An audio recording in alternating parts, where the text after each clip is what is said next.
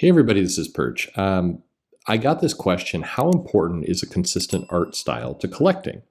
And the writer asks, or basically says, for me, if I get a trade paperback of a run of comics, it turns me off if there's a different artist kind of right in the middle. And why, if you go back in time, if you go to older books, say collections from the 80s, the 90s, even the early 2000s, there seemed to be consistent artists for an entire run of comics. And then in the last 15 years or so, that seems to have kind of fallen away. Does this bother anyone else?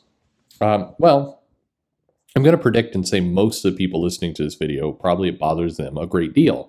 It bothers me. I think if you've got a story, you've got an arc, or you've got an event, you've got a limited series, or whatever it happens to be, maybe I'm old-fashioned and traditional this way. I like for the artist to be the same through this storyline. I don't like it when they switch it up.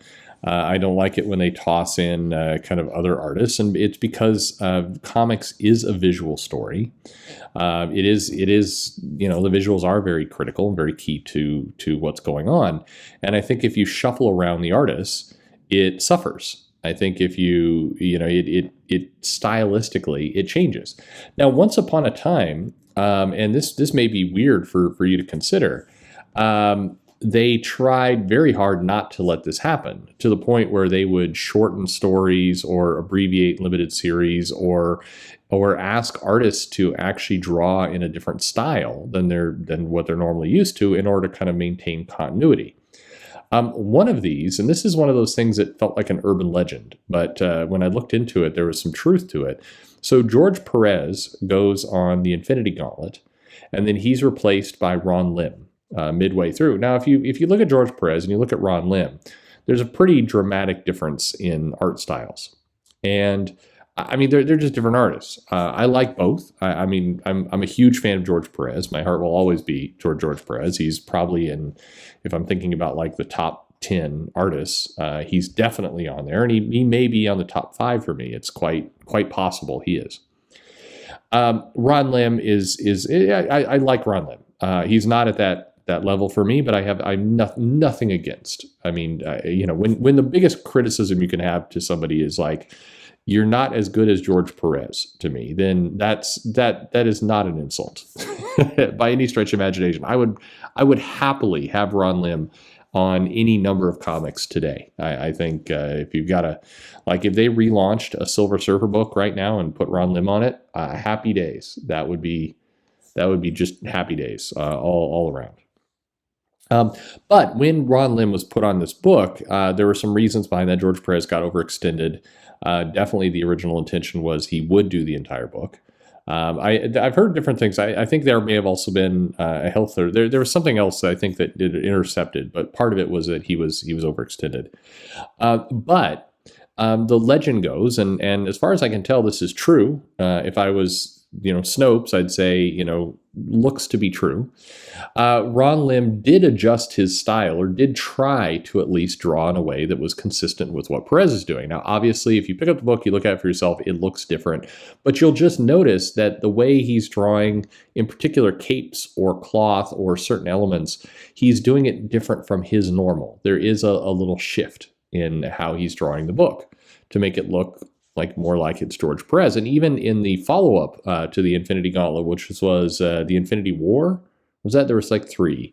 The Infinity Crusade, they got stupid. There was I should remember this. Anyway, there was a follow-up event. Once again, Ron Lim is on that, and his art style is different from regular Ron Lim. If you're reading Ron Lim at the time and you looked at this, he was adapting a bit. Now, why is he doing it? To provide some continuity. That appears to be true. Now, if you're looking at it closely, you can clearly tell it's a different artist, but still, I appreciate the attempt. Where I remember this really bugging me was during AVX, and AVX was a gigantic mess, in my opinion, for a number of reasons, but a big one was it had multiple writers and multiple artists. And the writers made no real attempt to change their styles to fit with each other. Matt Fraction's doing some issues. Brian Michael Bendis is doing some issues. I think Jason Aaron was in there, and you could absolutely tell when Bendis was writing it versus one of the others. There was no attempt on editorial to kind of smooth them together. And then on the art side, I mean, we went from, I think Oliver Capil was on there, John Romita Jr. was on there. I mean, just completely different styles of artwork in that event. And if I sit down and I read it in one go, it is annoying. I dislike it. I think that this is something that's come up lately, and I've asked this question many times at cons, and it is it's the answer you get is from the publishers is that, well, people don't really worry about that. Maybe the collectors, but most of the readers, most of the audience, most of the customers, they don't view it that way. They don't care if the art changes. And I can tell you, selling the comics as a retailer, people absolutely care. A change in art team is at times a jumping off point. 100% it is a jumping off point for customers. If you change up the creative style, I would say 9 times out of 10, I get a negative reaction. Even if it changes to, in theory, a better artist, people don't like these changes in the middle of storylines. So it's weird to me that publishers and editorial don't see it the same. Tom Brevoort was asked during one of the recent kind of interviews he did what he thought about change. And he seemed to be pretty blasé about it. Like, it's not a big deal, really, if the artist changes. I don't know. We do different things. And they go on to explain something kind of obvious, which is, well, like Marco Cinchetto, he needs to have a breather, so we have an artist that is complementary. That's sort of true. Come in, and this allows him to stay on schedule and everything else. And artists need breaks, and this is part of it's a scheduling issue.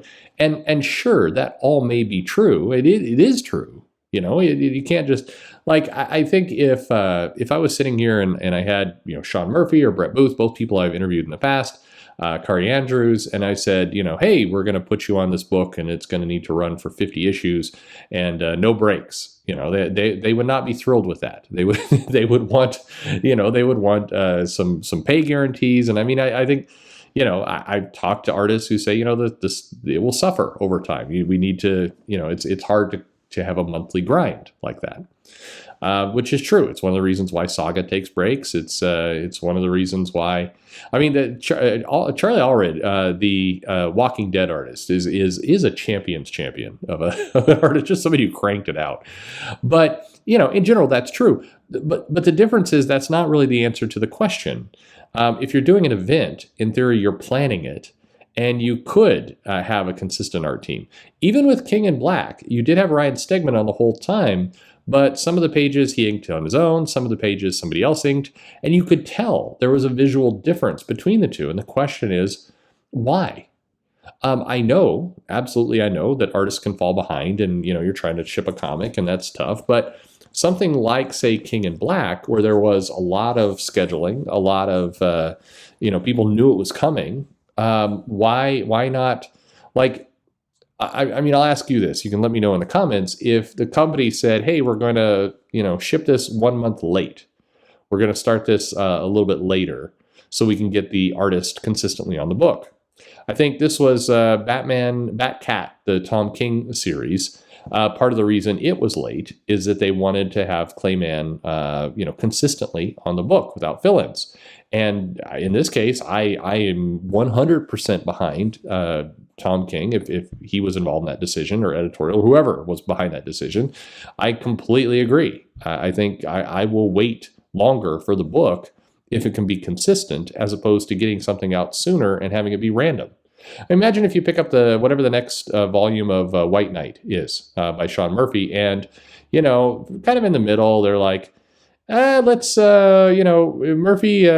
needs a little break on issue 3 and 4, so several of the pages are going to be done by I don't know, Ivan Cavello. Sure, just style. Nah, they're nothing like, but that's okay. Screw it. No, nobody would like that. that would be appreciated by nobody. So I'm curious why people think this is okay, and I'm also curious if maybe I have it altogether wrong. Maybe you can tell me in the comments. Maybe nobody cares about this but me. But I think if you're going to do a storyline, if you're going to do an arc, 6 issues, 12 issues, whatever it is, take great pains to have the arc consistent from the same team. And if that means you need to start it later, if that means you need to have a fill-in issue. I mean, one of the things they used to do is they'd have kind of backup comics. So if you're running a 12-part storyline and the artist starts to get behind, rather than bring in some new artist inside the storyline, you'd be like, and now here's a special break. Paul Smith is here, and we're doing this one-off issue. That happened in X-Men quite often, where you'd have these issues that were kind of just one-off. Meanwhile, while the X-Men are facing this thing over here, Nightcrawler's having a crazy adventure in France. I mean, that was something that was done, and so from a readability standpoint, it was appreciated. Now, granted, the publisher would often screw that up by printing it in trade and just rather than taking that fill-in issue and like putting it in the back or putting it out of sequence so that the event or whatever the storyline read, start to finish. They would just print it right in the middle of the comic anyway, but but that's a whole other problem. I don't know. Does this bother you? Do you think artists should stay consistent? Let me know in the comments below what you think about this. I would like to have your input, and also or tell me if I'm wrong. Tell me if you don't really care. They can move the artist around all the time. It doesn't matter. Thanks for the question.